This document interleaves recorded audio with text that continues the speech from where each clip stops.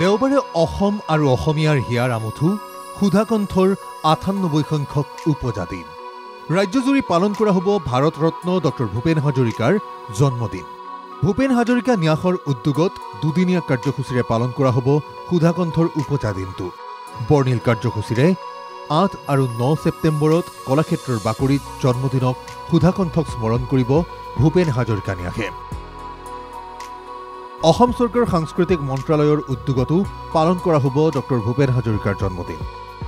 জালুকবাৰীস্থিত সুধাকণ্ঠৰ সমাধি ক্ষেত্ৰত আয়োজন ৰাজ্য চৰকাৰৰ বিশেষ অনুষ্ঠান। আনহাতে বিগত বৰ্ষসমূহৰ দৰে এইবাৰো সদৌ অসম ছাত্ৰ সন্থাৰ উদ্যোগত আয়োজন কৰা হৈছে উদ্দীপনা শীৰ্ষক অনুষ্ঠান।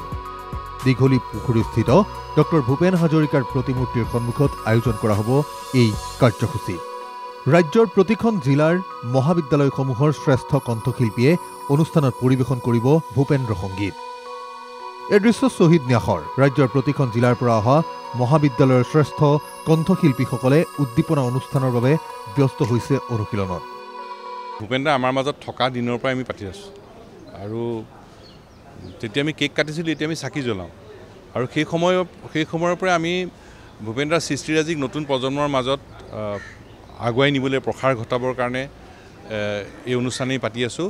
অসমৰ প্ৰতিখন জিলাৰ একোখন মহাবিদ্যালয়ৰ শ্ৰেষ্ঠ কণ্ঠশিল্পী, বিশ্ববিদ্যালয় আৰু বিশ্ববিদ্যালয় যুৱ মহোৎসৱৰ শ্ৰেষ্ঠ কণ্ঠশিল্পী আৰু গুৱাহাটীৰ নিৰ্বাচিত কেইখনমান মহাবিদ্যালয়ৰ শ্ৰেষ্ঠ কণ্ঠশিল্পীয়ে একোটা গীত গাই ভূপেন দাৰ প্ৰতি গভীৰ শ্ৰদ্ধাঞ্জলি জনায়। ডক্টৰ ভূপেন হাজৰিকা ডাঙৰীয়াৰ তেখেত জীৱিত অৱস্থাতে তেখেতৰ প্ৰতিমূৰ্তি স্থাপন কৰা হৈছিল আৰু তেখেতে সেই প্ৰতিমূৰ্তি উন্মোচন কৰিছিলে। গোটেই বিশ্বতে এটা বিৰল ঘটনা আৰু তেখেত জীয়াই থকা কালৰে পৰাই এই উদ্দীপনা অনুষ্ঠানটোৰ আয়োজন হৈ আছে। তেখেতৰ জন্মৰ দিনটোত আমি সমগ্ৰ অসমৰ প্ৰতিখন মহাবিদ্যালয়ৰ শ্ৰেষ্ঠ কণ্ঠশিল্পীসকলক প্ৰতিখন জিলাৰ একোগৰাকীকৈ আৰু বিশ্ববিদ্যালয়ৰ শ্ৰেষ্ঠ কণ্ঠশিল্পী, আন্তঃ মহাবিদ্যালয় যুৱ মহোৎসৱৰ শ্ৰেষ্ঠ কণ্ঠশিল্পী তেখেতসকলৰ সৈতে এই অনুষ্ঠানটোৰ আয়োজন কৰা হয়।